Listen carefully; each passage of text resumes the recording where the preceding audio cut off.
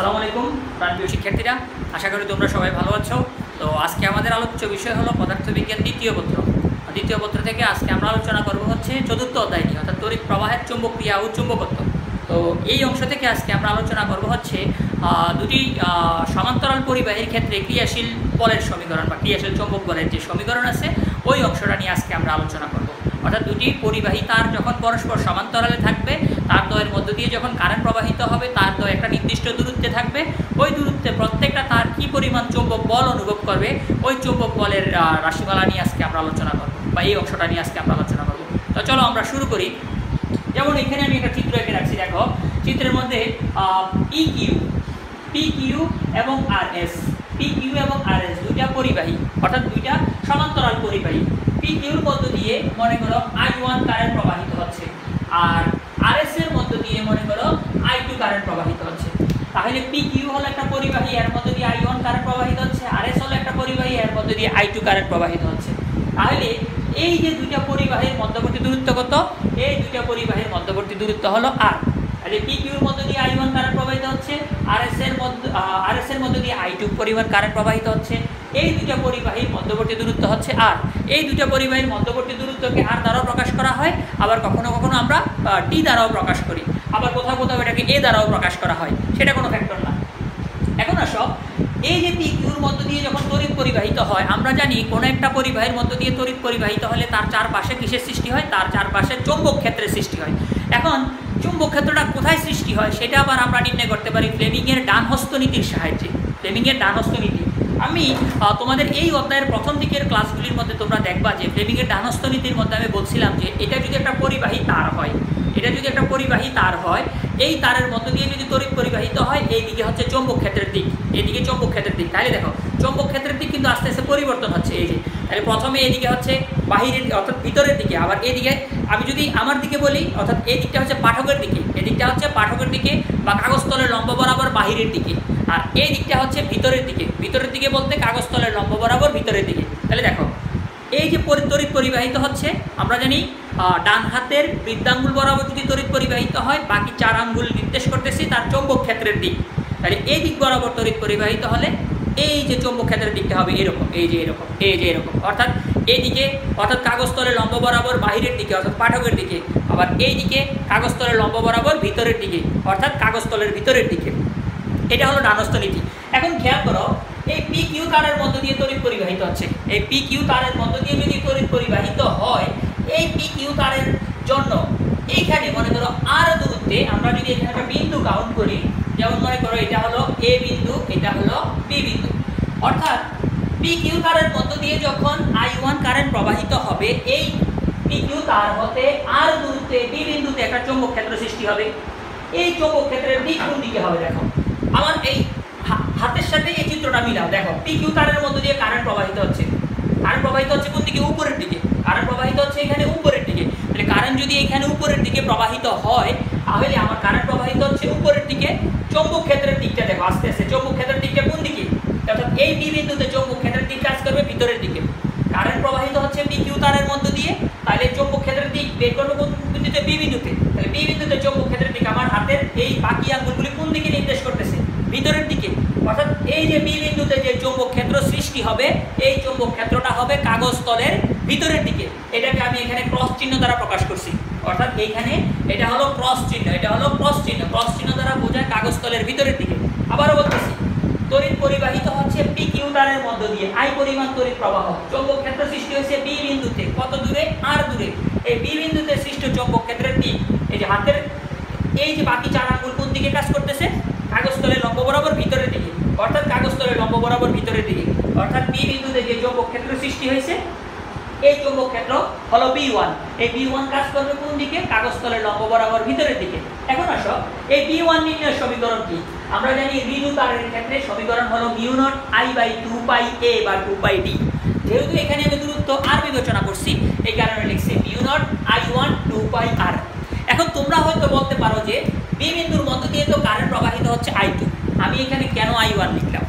দেখো চৌম্বক ক্ষেত্রটা কার কারণে সৃষ্টি হয়েছে? I1 তড়িৎ প্রবাহের কারণে সৃষ্টি হয়েছে, এই কারণে আমি এখানে কত লিখছি? I1 লিখছি। তার মানে যেহেতু এটা ঋণু তার, বি বিন্দুতে সৃষ্ট চৌম্বক ক্ষেত্রের মান B1 নির্ণয় করার সমীকরণ হলো B1 = mu0 I1/2πr। আচ্ছা, আর দিক কোন দিকে? দিক হলো কাগজ তলের লম্ব বরাবর ভিতরের দিকে, অর্থাৎ ভিতরের দিকে আমরা বলবো। এবার আসো আরএস পরিবাহীর মধ্য দিয়ে তড়িৎ পরিবাহিত হচ্ছে। তো আরএস পরিবাহীর মধ্য দিয়ে যখন তড়িৎ পরিবাহিত হবে, আরএস পরিবাহী হতে আর দূরত্বে এ একটা বিন্দু, এই বিন্দুতে আবার চৌম্বক ক্ষেত্র সৃষ্টি হবে। এই বিন্দুতে যখন চৌম্বক ক্ষেত্র সৃষ্টি হবে, এই চৌম্বক ক্ষেত্রের দিক কোন দিকে হবে? দেখো, এই যে আরএস পরিবাহীর মধ্য দিয়ে চৌম্বক ক্ষেত্র, আরএস পরিবাহীর মধ্য দিয়ে তড়িৎ পরিবাহিত হচ্ছে কত? I2। তাহলে এই I2 পরিবাহী হতে আর দূরত্বে এ একটা বিন্দু, এই বিন্দুতে সৃষ্ট চৌম্বক ক্ষেত্রের মান দেখো, এই যে এটার সাথে আমার চিত্রটা মিলাও। পরিবাহী কোনটা? পরিবাহী হচ্ছে আরএস। চৌম্বক ক্ষেত্র কোন বিন্দুতে? এ বিন্দুতে। তাহলে এই যে ডান হাতি স্ক্রু নিয়মের অর্থাৎ ফ্লেমিং এর ডান হস্ত নীতি অনুসারে দেখো চৌম্বক ক্ষেত্রের দিক কোন দিকে? কাগজ তলের লম্ব বরাবর উপরের দিকে, কাগজ তলের লম্ব বরাবর উপরের দিকে বা বাহিরের দিকে বা পাঠকের দিকে। দেখো এই যে কোন বিন্দুতে? এ বিন্দুতে সৃষ্ট চৌম্বক ক্ষেত্র কত? B2। কার দ্বারা সৃষ্টি হয়েছে? আরএস পরিবাহীর দ্বারা, অর্থাৎ I2 কারেন্টের জন্য সৃষ্ট চৌম্বক ক্ষেত্র হলো B2। কোন বিন্দুতে? এ বিন্দুতে। দিক কোন দিকে? কাগজ তলের লম্ব বরাবর বাহিরের দিকে। আচ্ছা, আর তাহলে এই ক্ষেত্রে আমার B2 কত? এই ক্ষেত্রে B2 হলো mu0 I2 হলো 2πr। যেহেতু এই তার হতে এই তারের দূরত্ব কত? r। কার কারণে সৃষ্টি হয়েছে? কোন কারেন্টের কারণে B2 সৃষ্টি হয়েছে? I2 কারেন্টের কারণে সৃষ্টি হয়েছে। যেহেতু I2 কারেন্টের কারণে B2 সৃষ্টি হয়েছে, এখানে এটা হলো I2। আচ্ছা, এখন খেয়াল করো, এই তার দুইটা কি সমমুখী সমান্তরাল না বিপরীতমুখী সমান্তরাল? সমমুখী সমান্তরাল। আর দুইটা হচ্ছে আমাদের এখানে সমমুখী সমান্তরাল। দেখো, এটার মধ্যে দিয়ে কারেন্ট প্রবাহিত হচ্ছে উপরের দিকে, এটার মধ্যে দিয়ে কারেন্ট প্রবাহিত হচ্ছে উপরের দিকে। এখন আমাদেরকে বললো, মনে করেন এইখানে একটা বিন্দু, এই একটা বিন্দু বলে দিল, এই একটা বিন্দু হলো P বিন্দু, এই একটা বিন্দু হলো P বিন্দু। তাহলে আমাদেরকে বললো যে P বিন্দুতে লব্ধি চৌম্বক ক্ষেত্র কত? P বিন্দুতে লব্ধি চৌম্বক ক্ষেত্র কত? তাহলে তড়িৎ পরিবাহী হলো দুইটা, চৌম্বক ক্ষেত্র হবে দুইটা। তার মানে প্রথমে আমরা B1 বের করব, এরপরে আমরা B2 বের করব। তাহলে P বিন্দুতে যদি লব্ধি চৌম্বক ক্ষেত্র বের করতে চাই, আমরা জানি লব্ধি মানে যোগ, তাহলে আমাদের হবে B = B1 + B2। কিন্তু আমাদের এখানে প্লাস হবে না, কেন হবে না? কারণ দেখো, একটা চৌম্বক ক্ষেত্র কাগজ তলের লম্ব বরাবর ভিতরের দিকে, আর একটা চৌম্বক ক্ষেত্র কাগজ তলের লম্ব বরাবর বাহিরের দিকে। তাহলে চৌম্বক ক্ষেত্রের দিক দুইটা ভিন্ন দিকে, একটা পজিটিভ। তার মানে আমরা যদি ভিতরেরটাকে যদি পজিটিভ ধরি, বাইরেরটাকে ধরবো আমরা নেগেটিভ। আবার আমরা যদি বাইরেরটাকে পজিটিভ ধরি, ভিতরেরটাকে ধরবো আমরা নেগেটিভ। সাধারণত বড় সংখ্যাটাকে আমরা পজিটিভ ধরি। তাহলে এই ক্ষেত্রে আমরা এটাকে কি লিখবো? এই ক্ষেত্রে আমরা এটাকে লিখবো মাইনাস। অর্থাৎ পরিবাহী তার যখন সমমুখী সমান্তরাল হয়, খুবই মনোযোগ, পরিবাহী তার যখন সমমুখী সমান্তরাল হয়, তখন লব্ধি চৌম্বক ক্ষেত্র যখন আমরা বের করব, তখন এই লব্ধি চৌম্বক ক্ষেত্র হবে বিয়োগ, অর্থাৎ B = B1 - B2। পরিবাহী তার যখন সমমুখী সমান্তরাল, অর্থাৎ একই দিকে কারেন্ট প্রবাহিত হয়, তখন কোনো বিন্দুতে লব্ধি চৌম্বক ক্ষেত্র বের করতে হলে সমীকরণ হবে B = B1 - B2। B1 এই সমীকরণ, B2 এই সমীকরণের সাহায্যে নির্ণয় করব। আচ্ছা, এবার আসো, পরিবাহী তার যদি সমমুখী সমান্তরাল না হয়, বিপরীতমুখী সমান্তরাল হয়। কি মুখী? বিপরীতমুখী সমান্তরাল হয়। যেমন বিপরীতমুখী সমান্তরাল যদি হয়, যেমন মনে করো আমাদের এই যে I2টার দিক যদি পরিবর্তন হয়, I2টা মনে করো নিচের দিকে প্রবাহিত হচ্ছে, এই দিকে এতক্ষণ ছিল এই দিকে, এই দিক থেকে যদি নিচের দিকে তড়িৎ প্রবাহিত হয়, তাহলে এখন দেখো সমমুখী না বিপরীতমুখী? এখন হচ্ছে বিপরীতমুখী সমান্তরাল। তাহলে বিপরীতমুখী যদি সমান্তরাল হয়, এটার কারণে এটা তো ঠিক আছে, এটা ঠিক থাকবে। এই যে পরিবাহী, এটা কারেন্ট প্রবাহিত হচ্ছে নিচের দিকে, তখন চৌম্বক ক্ষেত্রের দিকটাও পরিবর্তন হয়ে যাবে। অর্থাৎ চৌম্বক ক্ষেত্রের দিকটাও কাগজ তলের লম্ব বরাবর তখন ভিতরের দিকে কাজ করবে। যেহেতু কাগজ তলের লম্ব বরাবর ভিতরের দিকে কাজ করবে, তখন আমাদের দেখো এইটাও ভিতরের দিকে, এইটাও ভিতরের দিকে, অর্থাৎ B1ও ভিতরের দিকে, B2ও ভিতরের দিকে। কখন? যখন বিপরীতমুখী সমান্তরাল হবে। তাহলে তখন কি হবে? B = B1 + B2। আমি আবারও বলতেছি, সমমুখী সমান্তরালের ক্ষেত্রে লব্ধি চৌম্বক ক্ষেত্র নির্ণয় করার সমীকরণ হলো এটা, B = B1 - B2।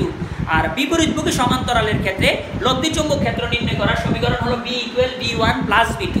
বিপরীতমুখী সমান্তরালের ক্ষেত্রে লব্ধি চৌম্বক ক্ষেত্র দুটো একই দিকে, আর সমমুখী সমান্তরালের ক্ষেত্রে লব্ধি চৌম্বক ক্ষেত্র একটা উপরের দিকে বা বাইরের দিকে, একটা নিচের দিকে বা ভিতরের দিকে।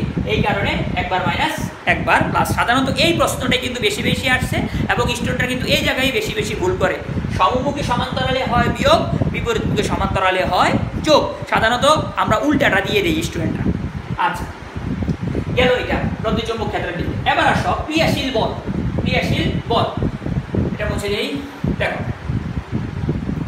ক্রিয়াশীল বলটা কি, যেমন এই যে এখানে একটা চৌম্বক ক্ষেত্র সৃষ্টি হয়েছে, অর্থাৎ পি কিউ তারের মধ্য দিয়ে যখন তড়িৎ পরিবাহিত হয়, পি কিউ তারের মধ্য দিয়ে যখন তড়িৎ পরিবাহিত হয় তার চারপাশে একটা চৌম্বক ক্ষেত্র সৃষ্টি হয়। এই চৌম্বক ক্ষেত্রের মধ্যে কে আছে? এই চৌম্বক ক্ষেত্রের মধ্যে আরএস বাহু আছে, অর্থাৎ আরএস পরিবাহী তার আছে। তাহলে এই আরএস পরিবাহী তারটা একটা চৌম্বক ক্ষেত্রের মধ্যে অবস্থিত। তাহলে এই আরএস পরিবাহীটা একটা চৌম্বক বল অনুভব করবে, একটা চৌম্বক বল অনুভব করবে। এই চৌম্বক বলটা হলো এফ। দেখো এই যে এফ আরএস অর্থাৎ চৌম্বক বল অনুভব করবে, অর্থাৎ আরএস পরিবাহী যে পরিমাণ চৌম্বক বল অনুভব করবে সেটাকে আমরা বিবেচনা করছি এফ আরএস দ্বারা। এটা নির্ণয় সমীকরণ কি? দেখো এফ আরএস আমরা জানি চৌম্বক বল নির্ণয় সমীকরণ হলো দুইটা, F equal Q V B sine theta, F equal ILB sine theta. যেহেতু আমাদের এখানে সম্পূর্ণ পরিবাহী এই কারণে আমরা কিউবিবি সাইন থিটা ব্যবহার না করে ব্যবহার করব আইএলবি সাইন থিটা। খেয়াল করো আমাদের সমীকরণ হচ্ছে আইএলবি সাইন থিটা। এখন কোন পরিবাহীটা বল অনুভব করতেছে? আরএস পরিবাহী বল অনুভব করতেছে। তাহলে আরএস এর মধ্য দিয়ে কারেন্ট প্রবাহিত হচ্ছে কত? আরএস এর মধ্য দিয়ে কারেন্ট প্রবাহিত হচ্ছে I2। তাহলে I2 এই যে কারেন্টটা, তাহলে আমাদের এখানে হবে I2। এই আরএস পরিবাহীর দৈর্ঘ্য হচ্ছে L, এই হচ্ছে L। তাহলে আরএস পরিবাহী কত পরিমাণ চৌম্বক ক্ষেত্র সৃষ্টি হয়েছে? P1 পরিমাণ চৌম্বক ক্ষেত্র সৃষ্টি হয়েছে। তাহলে I2 L B1 তাদের মধ্যবর্তী কোণ কত ডিগ্রি? 90 ডিগ্রি, লম্ব বরাবর ক্রিয়াশীল ফ্লেমিং এর বামহস্ত নীতি অনুসারে, তাহলে sin 90 ডিগ্রি। খেয়াল করো আমি আবারও বলতেছি, পি কিউ পরিবাহীর মধ্য দিয়ে যখন I1 কারেন্ট প্রবাহিত হয়, পি কিউ পরিবাহী হতে আর দূরত্বে আরএস পরিবাহীটা যে পরিমাণ চৌম্বক বল অনুভব করবে তার রাশিমালা হলো এটা, অর্থাৎ এফ আরএস। এই বলটা কি অনুভব করতেছে? F RS. তাহলে I2 L B1 sin theta. এখন I2 L B1 এর মান আমি একটু আগে লিখছিলাম, B1 এর মান লিখছিলাম কত? B1 equal mu naught I1 by হলো 2 পাই R। দেখো এই B1 এর মান এখানে বসাইছি, অর্থাৎ sin 90 ডিগ্রি মান 1, B1 এর মান যদি বসাই তাহলে মিউ নট I1 বাই হলো কত? 2 পাই R। তার মানে এফ আরএস ইকুয়াল আমরা বলতে পারি mu naught I1 I2 L by 2 pi R। তার মানে এই যে পরিবাহীটা যে পরিমাণ বল অনুভব করে, চৌম্বক ক্ষেত্রের মধ্যে থেকে যে পরিমাণ বল অনুভব করে, এই বলের সমীকরণ হলো এটা। এটার দিক আছে, দিকটা একটু পরে আসতেছি। এবার আসো আরএস পরিবাহীর মধ্য দিয়ে কারেন্ট প্রবাহিত হচ্ছে I2। এই আরএস পরিবাহী হতে আর দূরত্বে যে চৌম্বক ক্ষেত্র সৃষ্টি হয়েছে, অর্থাৎ P2 চৌম্বক ক্ষেত্র সৃষ্টি হয়েছে। এই চৌম্বক ক্ষেত্রের মধ্যে আবার PQ পরিবাহী আছে। এই PQ পরিবাহী কিন্তু আবার সে চৌম্বক বল অনুভব করতেছে। তাহলে PQ যে পরিমাণ চৌম্বক বল অনুভব করতেছে, এই FPQ অর্থাৎ PQ যে পরিমাণ চৌম্বক বল অনুভব করতেছে তার সমীকরণ হলো I1 L B2 sin 90 degree. খেয়াল করো কোন পরিবাহী বল অনুভব করতেছে? PQ। PQ এর মধ্যে দিয়ে কারেন্ট যাচ্ছে কত? I1। এই কারণে I1। PQ পরিবাহীর দৈর্ঘ্য, PQ পরিবাহীর দৈর্ঘ্য হচ্ছে L। এর মধ্যে সৃষ্ট চৌম্বক ক্ষেত্র কত? P2। এই কারণে হলো B2। তো sin 90 ডিগ্রির মান তো 1। আমরা জানি B2 এর মান আমি একটু আগে লিখছিলাম, B2 equal mu naught I2 by হলো 2 পাই R। এখন আসো এই যে B2 equal mu naught I2 by হলো 2 পাই R, তাহলে আমরা এখানে B2 এর মান বসালাম। এখানে যদি B2 এর মান বসাই মিউ নট I2 বাই হলো 2 পাই R, তাহলে আমার FPQ এর P মান দাঁড়ালো, FPQ এর মান দাঁড়ালো হলো mu naught I1 I2 L by 2 pi R। অর্থাৎ এই ক্ষেত্রে কিন্তু পরিবাহী যে দুইটার সমান্তরাল তার আছে, এই দুইটা পরিবাহী তারে কিন্তু তারা বল অনুভব করে। কি অনুভব করে? বল অনুভব করে, ক্রিয়াশীল বল অনুভব করে।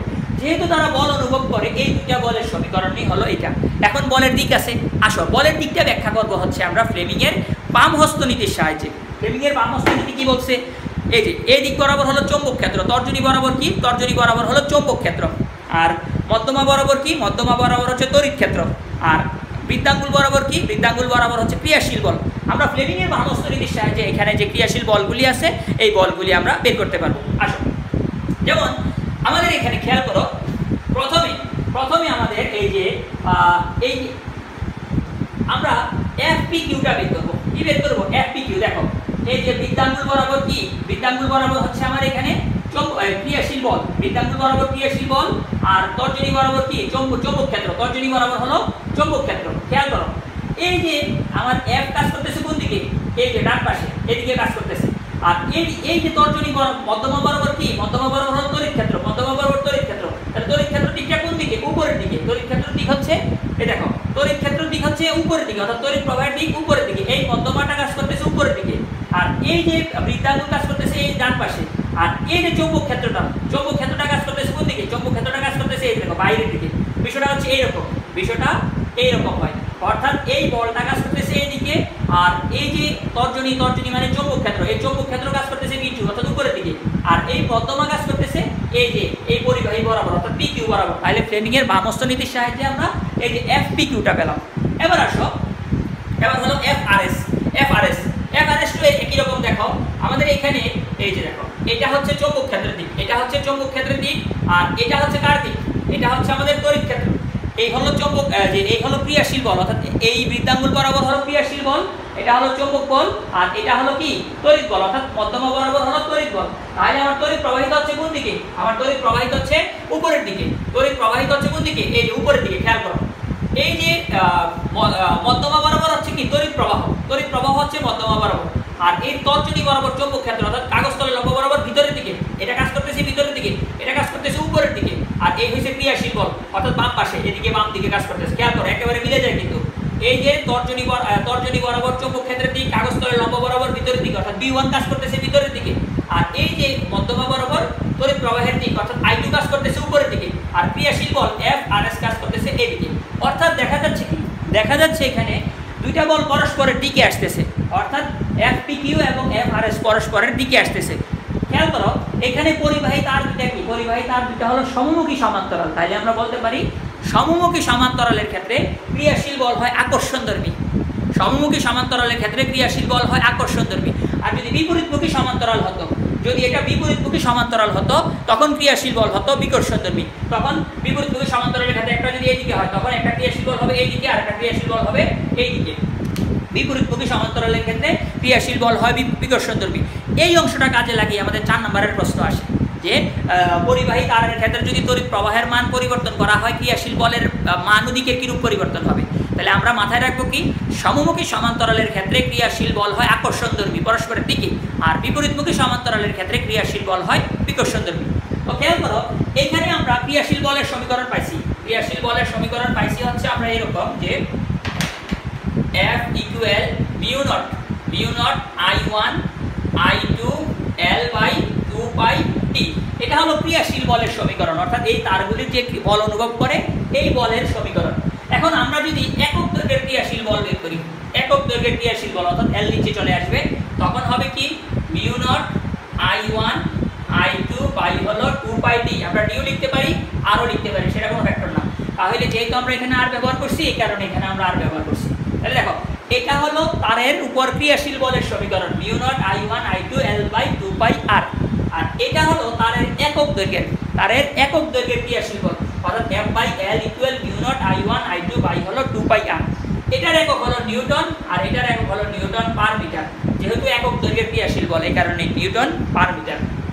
তো এতক্ষণ আমরা যে আলোচনা করছি এই আলোচনার সারমর্ম কি? এই আলোচনার সারমর্ম হলো যে আমাদের এখানে যদি সমমুখী সমান্তরাল হয় যে কোনো বিন্দুতে চৌম্বক ক্ষেত্র নির্ণয় করতে বললে B ইকুয়াল হবে B1 মাইনাস B2। সমমুখী সমান্তরালের ক্ষেত্রে লব্ধি চৌম্বক ক্ষেত্র হয় B1 মাইনাস B2। হ্যাঁ, B2 মাইনাস B1 ও হইতে পারে যদি B2 এর মান বড় হয়।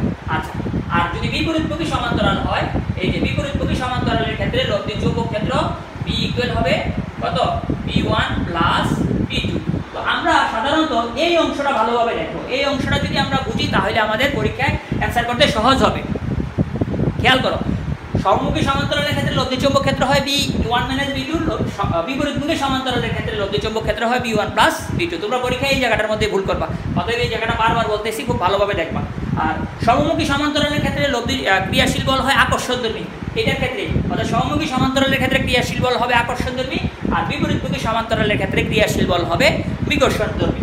এটা হচ্ছে আজকের ক্লাসের যে সারমর্ম বা সামারি আমরা যেটাই বলি। তো আমরা যদি এটা মাথায় রাখতে পারি তাহলে সৃজনশীল আসলে আমরা অ্যান্সার করতে পারবো। অন্যথায় আমরা এই ক্লাস মেনেছে ভুল করবো, তখন কিন্তু আমরা আর অ্যান্সার করতে পারবো না। ধন্যবাদ।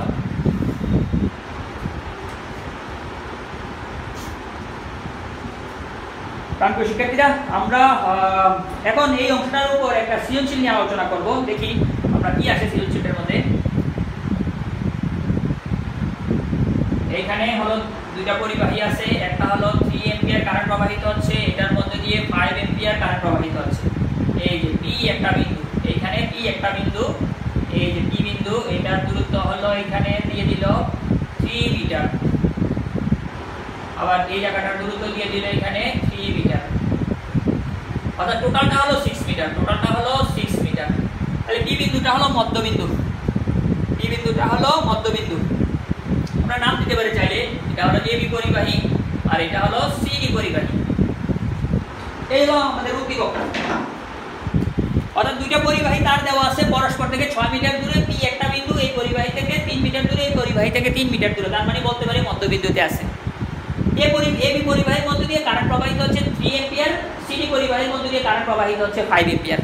আমাদেরকে গতে কি বলছে? আমাদেরকে গতে বলছে যে তারের প্রতি একক দৈর্ঘ্যের বলের মান কত। তারের প্রতি একক দৈর্ঘ্যের বলের মান। দেখো যদি শুধু বলের মান বলতো তাহলে এফ বের করতাম, যেহেতু একক দৈর্ঘ্যের বল বলছে তার মানে এফ বাই এল। তাহলে আমাদের গতে আসলো তারের প্রতি একক দৈর্ঘ্যের বলের মান কত, এফ বাই এল ইকুয়াল 1। তো আমাদের I1 দেওয়া আছে, এটা হলো আমাদের I1, এটা হলো আমাদের I2। আমাদের এখানে দূরত্ব দেওয়া আছে, এই তার হতে এই তারের দূরত্ব দেওয়া আছে কত মিটার, 6 মিটার। অর্থাৎ আর এর মান দেওয়া আছে আমাদের 6 মিটার। খেয়াল করো, এবি পরিবাহী থেকে সিডি পরিবাহীর দূরত্ব হলো 6 মিটার। I1 দেওয়া আছে 3 অ্যাম্পিয়ার, I2 দেওয়া আছে 5 অ্যাম্পিয়ার। তাহলে আমাদের সমীকরণ কি? সমীকরণ হলো F by L equal mu naught I1 I2 by হলো 2 পাই R। আমরা জানি মিউ নটের মান কত? মিউ নটের মান হলো 4 pi into 10 to the power -7। I1 হলো 3, I2 হলো 5, পাই হলো 2 পাই, R হলো 6। তাহলে 4 pi into 10 to the power -7, 3 into 5, 2 pi into 10 to the power -7। আমাদের এখানে কাটাকাটি গেলে আমাদের সমীকরণটা আসবে হচ্ছে মান আসবে 5 into 10 to the power -7 newton per metre. যেহেতু আমাদের এখানে একক দৈর্ঘ্যের বল বলছে, যেহেতু আমাদের এখানে একক দৈর্ঘ্যের বল বলছে, এই কারণে একক হয়েছে newton per metre. 4 pi into 10 to the power -7, 3 two. আচ্ছা ঠিক আছে, তাহলে দেখো আমরা কিন্তু খুব সহজেই আমরা অঙ্কটা অ্যান্সার করতে পারি। যদি আমাদেরকে ক্রিয়াশীল বল বলতো তখন সমীকরণ হতো এফ, তখন কিন্তু এই এল কিন্তু এই পাশে চলে যেত, তখন কিন্তু এল এর একটা মান থাকতো, যে পরিবাহীটার জন্য বের করবে ওই পরিবাহীর যে দৈর্ঘ্যটা আছে ওই দৈর্ঘ্যটাই হবে এফ এর মান। আচ্ছা এরপরে আসো ঘতে কি বলছে। ঘতে বলছে যে এরকম যে আচ্ছা এটা দিয়ে আবার এরকম ঘ আসতে পারে যে যদি পরিবাহী তারের দৈর্ঘ্য যদি তড়িৎ পরিবাহের মান বিপরীত করা হয়, অর্থাৎ সিডি পরিবাহীর যে তড়িৎ প্রবাহ হচ্ছে ওই তড়িৎ প্রবাহের দিক যদি বিপরীত করা হয়, ক্রিয়াশীল বলের কিরূপ পরিবর্তন হবে, বা ক্রিয়াশীল বলের দিকের কিরূপ পরিবর্তন হবে, বা একক দৈর্ঘ্যের ক্রিয়াশীল বলের দিকের কিরূপ পরিবর্তন হবে। তো আমরা একক দৈর্ঘ্যের ক্রিয়াশীল বল একই থাকবে, মান একই থাকবে, শুধু পরিবর্তন হবে কি, দিক পরিবর্তন হবে। দেখো আমরা বলবো কি, প্রথমে একক দৈর্ঘ্যের ক্রিয়াশীল বলটা বের করবো, একটু আগে আমি যেটা বের করছি সহমুখী সমান্তরাল। আমরা বলবো কি, সহমুখী সমান্তরালের ক্ষেত্রে ক্রিয়াশীল বল হয় পরস্পর আকর্ষণধর্মী, তাহলে এই ক্ষেত্রে ক্রিয়াশীল বল হবে পরস্পর আকর্ষণধর্মী। তড়িৎ প্রবাহটা যদি বিপরীত হয়, তড়িৎ প্রবাহটা যদি বিপরীত করে দিই, অর্থাৎ I2টাকে যদি বিপরীত করে দিই, তখন ক্রিয়াশীল বলের মান সমান হবে। তখন বলবো কি, আমরা জানি বিপরীতমুখী সমান্তরাল পরস্পরকে কি করে, বিকর্ষণ করে, তাহলে দিকের কি হবে, পরিবর্তন হবে। তাহলে ক্রিয়াশীল বলের মান এক থাকবে, দিক পরিবর্তন হবে। এই প্রশ্নটা 4-এর জন্য কয়েকবার আসছে বোর্ড পরীক্ষায়, যে তড়িৎ প্রবাহের দিক পরিবর্তন করলে ক্রিয়াশীল বলের দিকের কিরূপ পরিবর্তন হবে। তাহলে সহমুখী সমান্তরালের ক্ষেত্রে ক্রিয়াশীল বল আর বিপরীতমুখী সমান্তরালের ক্ষেত্রে ক্রিয়াশীল বল একই, শুধুমাত্র দিক পরিবর্তন হবে। বলবো মান একই, কিন্তু সহমুখী সমান্তরালের ক্ষেত্রে ক্রিয়াশীল বল হবে আকর্ষণধর্মী, আর বিপরীতমুখী সমান্তরালের ক্ষেত্রে ক্রিয়াশীল বল হবে বিকর্ষণধর্মী। এটা বলে দিব। আসো আমাদের এই প্রশ্নের মধ্যে বলছে, যদি এই পরিবাহীর যেই দিক আছে, অর্থাৎ তড়িৎ প্রবাহের মান যদি বিপরীত করা হয় বা পরিবর্তন করা হয়, অর্থাৎ I2 তড়িৎ প্রবাহের মান যদি পরিবর্তন করা হয় বা বিপরীত করা হয়, দিক অর্থাৎ মান না সরি I2 তড়িৎ প্রবাহের দিক যদি বিপরীত করা হয়, I2 তড়িৎ প্রবাহের দিক যদি বিপরীত করা হয়, তাহলে পি বিন্দুতে লব্ধি চৌম্বক ক্ষেত্রের কিরূপ পরিবর্তন হবে, মান বা দিকের কিরূপ পরিবর্তন হবে। তাহলে এখন কিসে আছে, এখন এগুলি সহমুখী সমান্তরাল। আমরা সহমুখী সমান্তরালের ক্ষেত্রে পি বিন্দুতে একবার লব্ধি চৌম্বক ক্ষেত্র বের করব। যেহেতু I2 পরিবর্তন হবে, I2 পরিবর্তন হলে আমরা আবার পি বিন্দুতে কি বের করব, আবার পি বিন্দুতে আমরা লব্ধি চৌম্বক ক্ষেত্র বের করব। তো চলো আমরা প্রথমে P1 বের করি। প্রথমে যদি আমরা P1 বের করি, P1 equal mu naught I1 পাই হলো 2 পাই R। মিউ নটের মান হলো 4 pi into 10 to the power -7। I1 হলো কত, I1 হলো 3, I1 2 পাই ইনটু R। কোন বিন্দুতে নির্ণয় করতেছি, P বিন্দুতে। এবি পরিবাহী হতে P বিন্দুর দূরত্ব কত, P বিন্দুর দূরত্ব কিন্তু 3 মিটার। খেয়াল করো, আমরা কিন্তু 6 মিটার বসাবো না, 6 মিটার হচ্ছে এবি পরিবাহী থেকে সিডি পরিবাহীর দূরত্ব।